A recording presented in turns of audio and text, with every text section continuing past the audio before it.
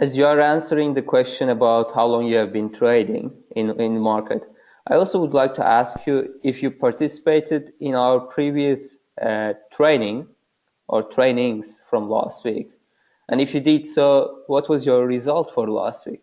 If you could answer it in the chat section, it would also be great for us just to understand your level of acceptance and your level of approval on overall the structural trainings and tradings and we are taking so far. Can you just write in a couple of sentences or a couple of words if you have been profitable for the last week, if you were, what was your result for the last week, or if you were not profitable, what was your loss for last week? All right, we have some words coming up from people. It was my first time, or it is my first time in the webinar since I was added to the group lately. Stefan says, profitable, 3% gain from Nazim. Well done. Breaking even, to be profitable from Geza. Break even is at least better than a loss. Good job. Made a loss of 300 pips. Well, I'm sorry to hear it, Nikolai. I'm just starting here, but the webinar on Friday and Monday was profitable for me, but no formal trading. Rustum says break even from Gopi. Well, overall, only one person I see that was in a loss. There is this another one person mentioning that he traded USD Turkish lira. Well, we have had quite interesting weeks for the last 2-3 weeks. The previous week, not last but previous week, we had overall 1,400, 1,500 pips of profit if you were following the webinars. Last week was not really the perfect week that we could really consider for the fact that we had one stop loss and many entries that didn't trigger. And we only had 3-4 entries that was in profit, and they were not very big profits overall. It was between 80 pips to 100 pips each one of them. So nonetheless, but for the fact that we are taking generally a small stop loss of 35 pips, it doesn't really affect us, even if we have, let's say, 50 profit and 50 loss, since our average profit is around 85 to 100 pips, we are still going to be in profit. That's the beauty of doing a proper money management. Now, let's get back to our charts and see what we can expect for this week. Taking a look at, first of all, we're going to be starting from the GBPUSD. On Friday, I shared my weekend analysis and it was saying short GBPUSD. We have had it overall. However, the first entry that, or first target that we were having in our entry was to long GBPUSD from 1.4174 level. It was basically the lowest candle of yesterday's 9 o'clock server time candle. And if you were participating in yesterday's webinar, we had a special session yesterday with approximately 15-20 people only, and we were discussing that this entry, because of the importance of the Brexit fears and overall the structural agreement between EU and the UK, is not really in favor of the GBP, and therefore we said that it was better to exit it with 30-35 pips profit, and basically we closed it before the pair moved onwards, downwards towards south. Now, what is the next level for us? For your information, today's session is sponsored by one of our A to Z approved brokers, Trade 360. And you can also go on A to Z Forex directory, and on directory you will find Trade 360. If you go ahead and open a live account with them, you can also claim basically $50 free welcome bonus, which is tradable and which is withdrawable. So I would highly recommend you to take advantage of it as well. So let's look at the market on GBP, try to understand what we can really expect for this pair for today. We of course need to start from the weekly time frame. We can see that this is the triangle that we were discussing over the last week. We said that if we see a break below on that triangle, we will see the pair continuing its bearish move further down. And we indeed have had it so far. And we have had a break below of 110% Fibonacci retracement zone as well. And right now, I have one main target. And I'm pretty convinced that it will be achieved. And that target is 138.2% Fibonacci retracement zone, which is at 1.3990 level. So you can also add, let's say, 5 pips on it, 1.3995 level. That will be also basically at 1.40 psychological support zone. Nonetheless, we should be expecting to see a reversal from there onwards. Maybe not necessarily reversal, but at least a correction wave for the fact that 1.40 is a psychological support zone, and 138.2% is generally a very important possible reversal level. And we see that overall, although on daily time frame, although we have a lower low, MACD is showing a divergence over here as well, which is an indication that possibly there will be something that that would be unexpected for the market. And last but not least, we have had this massive gap over the weekend, which is 140 pips. Nonetheless, let's go ahead and put a pending buy limit order at 1.3995 level. Hold on to it for, well, your stop loss should be around 100 pips. You need to be aware of it. And your targets, which is the main thing, should be approximately 310 pips. Basically, we will be targeting 1.4320 level. Now, let's move on to euro dollar. Just like GBP, euro dollar also took a hit yesterday. We had an overall drop of 100 pips.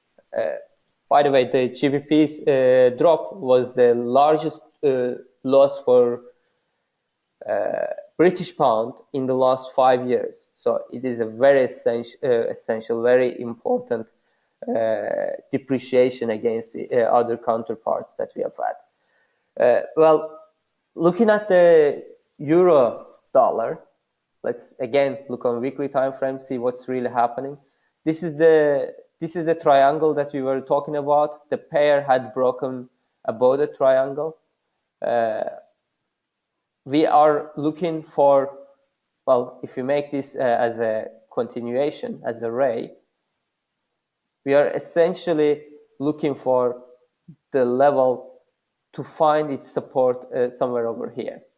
And that somewhere over here that I'm mentioning is basically 88% Fibonacci retracement zone, which is 1.0980 level. So we will be looking for 1.098 level to look once again for possible long opportunities. If you are going to be longing from there onwards, your stop loss should be just around 65-70 pips. I know it's larger than our average 35 pips, but nonetheless, we cannot just put a 35 pips there and expect to see miracles. We need to find the exact support levels and protect our stop losses from that pair to hit. So we would be looking for long opportunities from 1.0980 level. And from there onwards, we will be targeting, of course, initially 1.1050, then 1.11. Last but not least, we will be going for once again to 1.1295 level, which is 150% Fibonacci retracement zone. If you have in the meantime any question, please write in the chat section and I'll answer it in the question and answer section. Moving on to gold. So far, gold is also moving on consolidation mode. If we connect this. And let's also connect this part.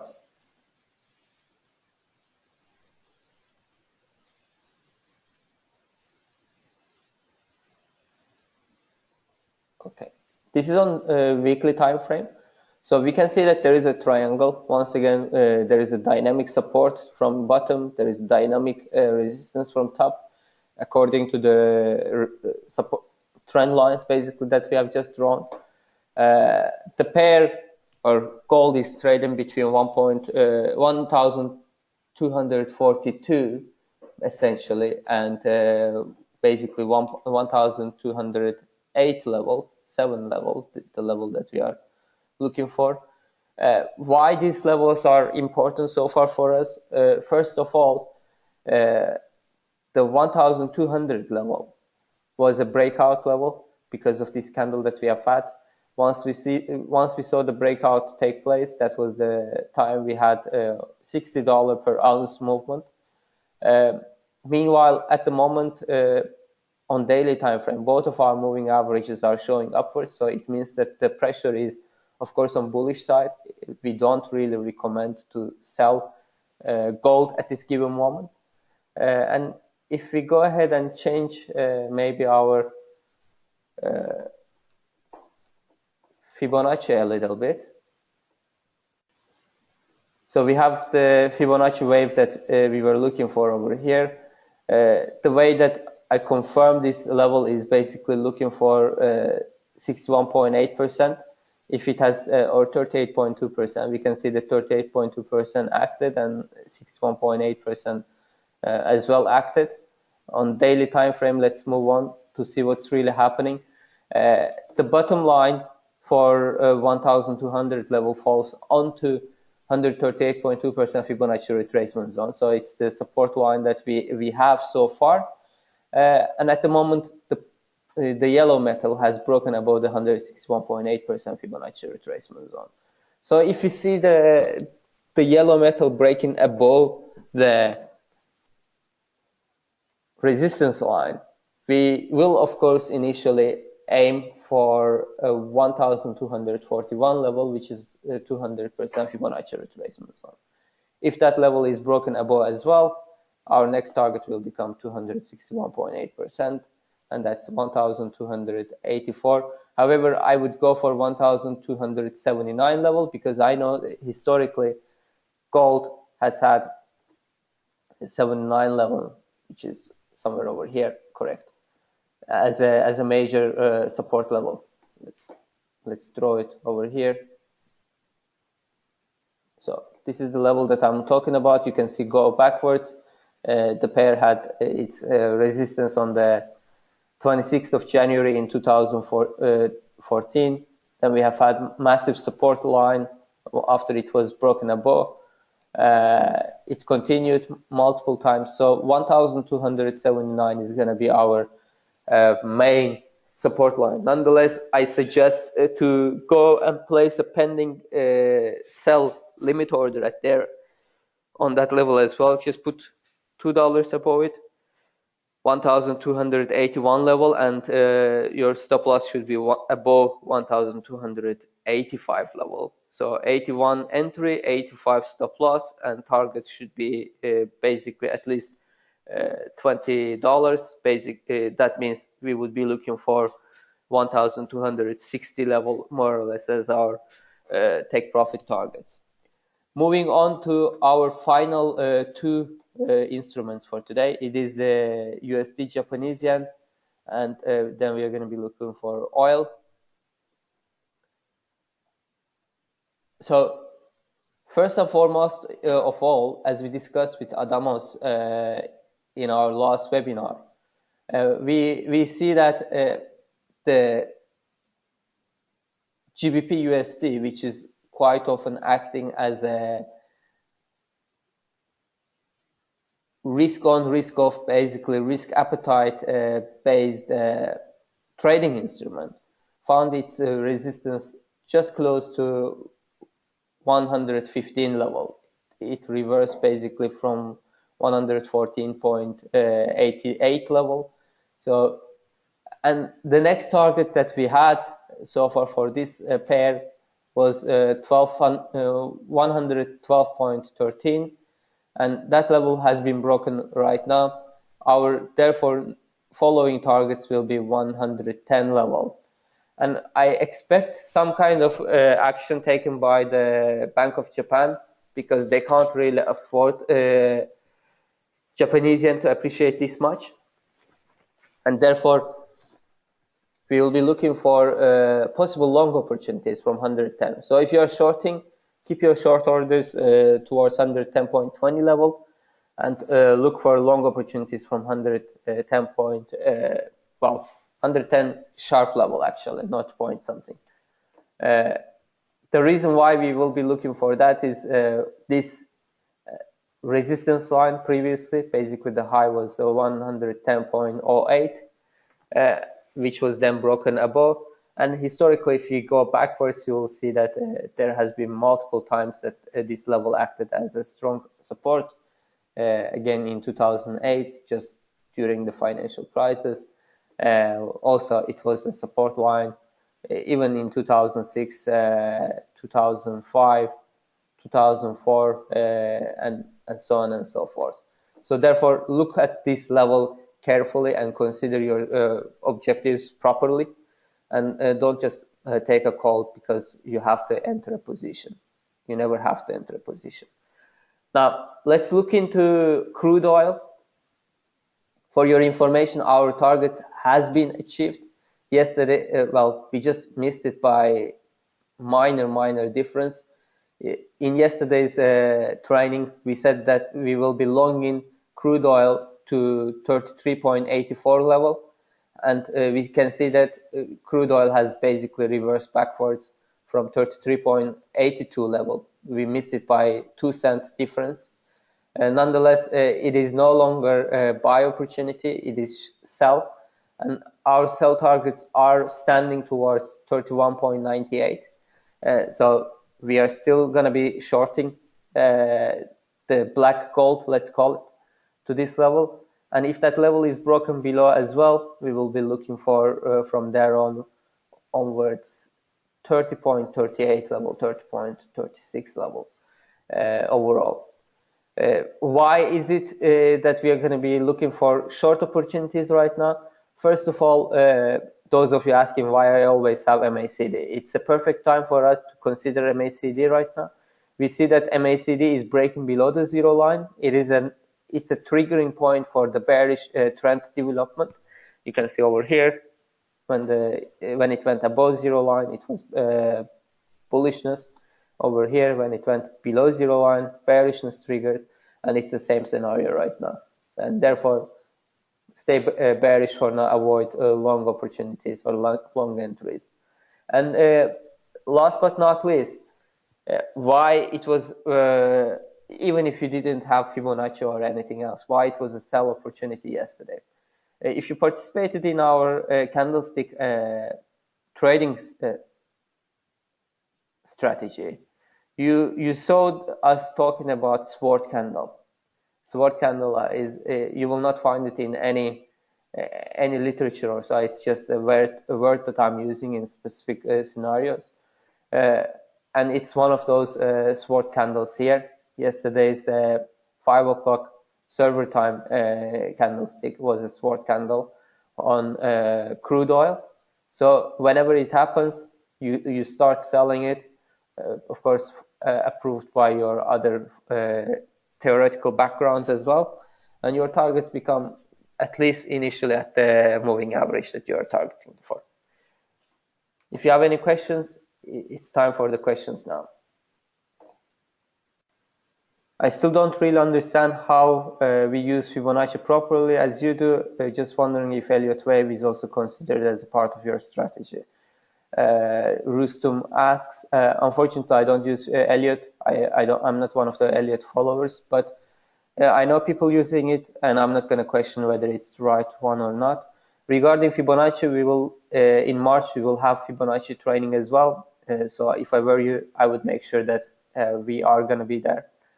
Basically, it's going to be an exclusive webinar, and you will basically have to share and support A to Z Forex webinars in order to get the access for it. Let's move on to the next part. There is a question from Edmund. According to Magic Strategy, by the way, Magic Strategy is one of the strategies that I shared on A to Z Forex indicators section. So he says that according to it, we have possibility to long euro dollar to 1.1075. Let's take a look at it to see if it is supported by 1.1075. Basically, we need to put it on daily time frame. Well, I wouldn't really do it right now yet because of the one part. In Magic Strategy, it says that you don't trade between two moving averages mostly. So if you look at it from that perspective, the pair is between two moving averages on hourly time frame.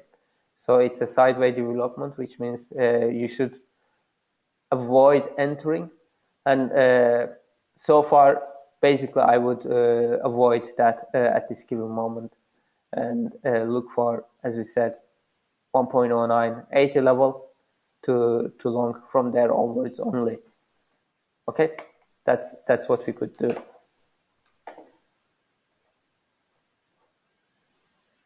Where can we find the Magic Strategy? Okay, let me just briefly show you. This is A2ZForex.com. You have to go to A2ZForex.com, of course, trading tools, indicators, and you have all the strategies and indicators, etc. here. Just go ahead, go to Magic Strategy. You need to be logged in, so make sure to be logged in and press download. You'll download it. If you are going to be asking what is the password is there is no holy grail.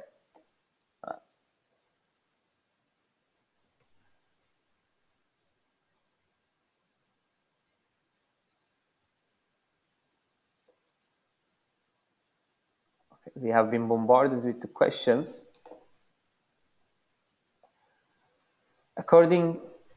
Sorry, I missed it. On oil, where would you look for long positions? My long positions were at 33.84 level, and it was just missed by 2 cents difference.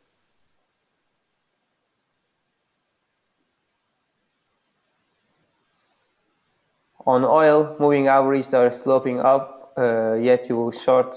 Well, it doesn't really matter because we have other more important things than just the moving averages. You need to combine it, and at the moment, they are not really sloping upwards. Sloping up really means showing up like this. If the sloping up is basically less than 7-8%, or sloping down is less than 7-8 degrees, not percent. It's the lower the degree becomes, the lower or the smaller the impact is on the trend direction. So right now they are more on sideways than bullish. And by the way, I'm not saying to go short at this given moment, because the reason why we are still shorting is because of the call we had yesterday, 33.84.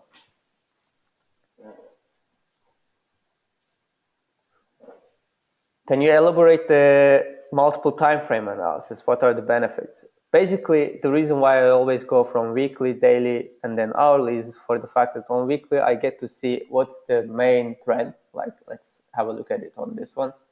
We can see that on weekly so far it is bearish.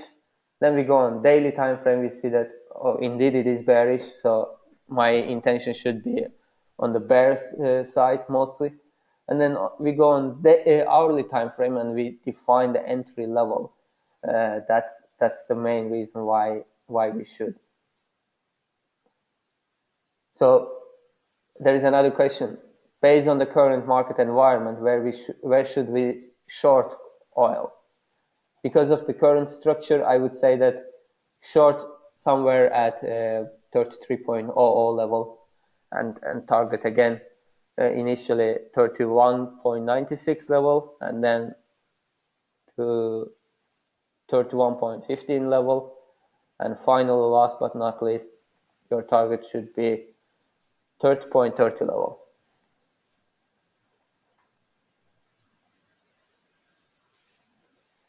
How long do your traders usually run for? Nazim asks. Well, it really depends. It really depends on the structure of the market. But I'm not a scalper, so I don't have many entries that is for less than an hour. Quite often they are between 4 hours to 7 hours. This is the average.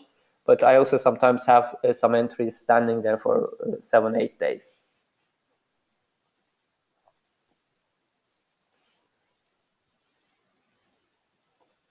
Can we have another webinar on psychology only? Yes, we can. And if you can just drop an email to A to Z Forex, and we will consider it.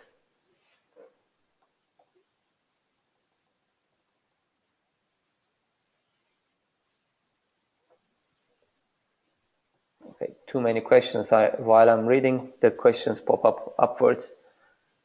If all technical indicators you use are suggesting a long or short bias, would your fundamental issue play a role to change your bias? It really depends on what that fundamental is. The best example is GBP. So I'll go on hourly time frame because this is where my entries always take place, on hourly time frame. On hourly time frame, last Friday, we had complete support for bullishness. Okay. However, we had the discussion about the Brexit, and it was ongoing communication. That was the main reason I didn't have any support on the bullish side, despite the fact that initially it was going upwards. So sometimes, yes, fundamentals, you need to take care of it, and you need to change your bias. It doesn't mean that you make an entry on it, but it should at least mean that you avoid entering on technicals only.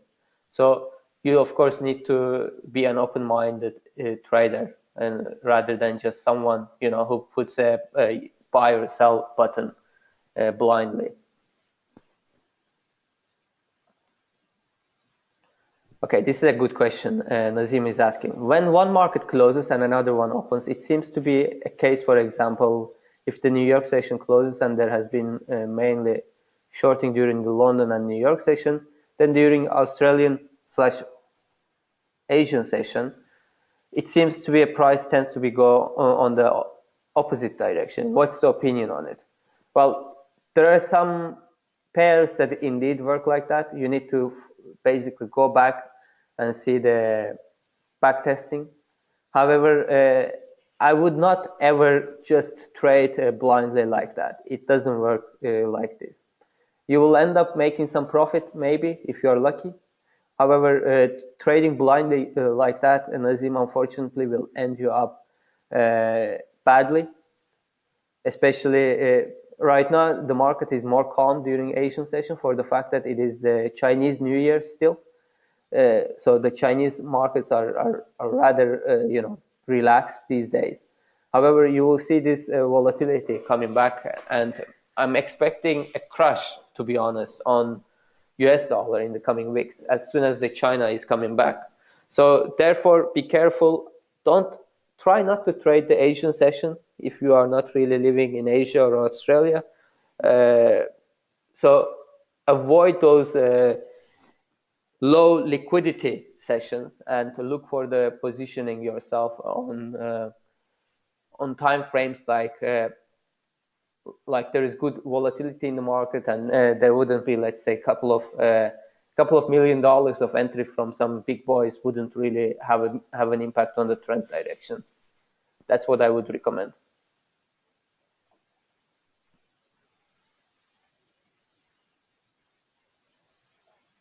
And we are going to be getting our final two questions. Higher time frame equals direction, and short time frame equals entry based on direction of higher time frame. Is that correct? Cognatasto is asking. Yes, it is indeed what I mean. So one last question.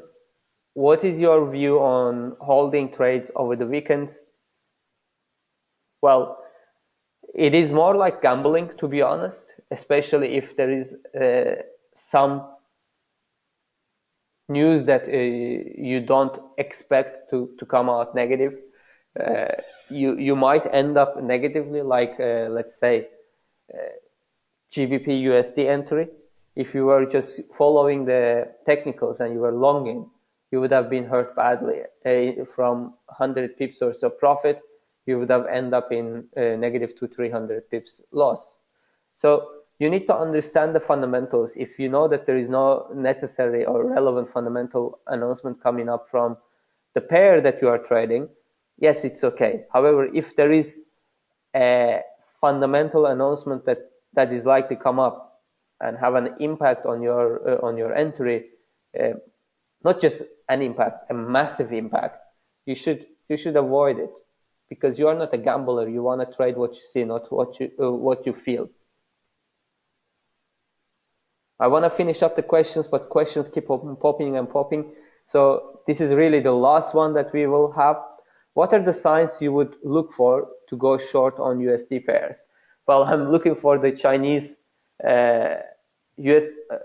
I'm going to answer it to go short on USD. Okay, basically expect the USD to depreciate against other counterparts. So I'm going to be looking for the Chinese New Year to be over and see the impact from the Chinese stock market and Chinese financial markets hitting the US financial markets. That's the time that I'm going to be expecting US dollar to depreciate. That's the answer for Gopi's question. So look for that. Whenever that happens, we are going to be likely to see another market crash in the market, just like we had in December from the Chinese stock market, which had an impact all over the financial markets. So look for that, take opportunity, and only trade what you see, not what you feel. Great job for everyone. Thank you very much for this very interactive session.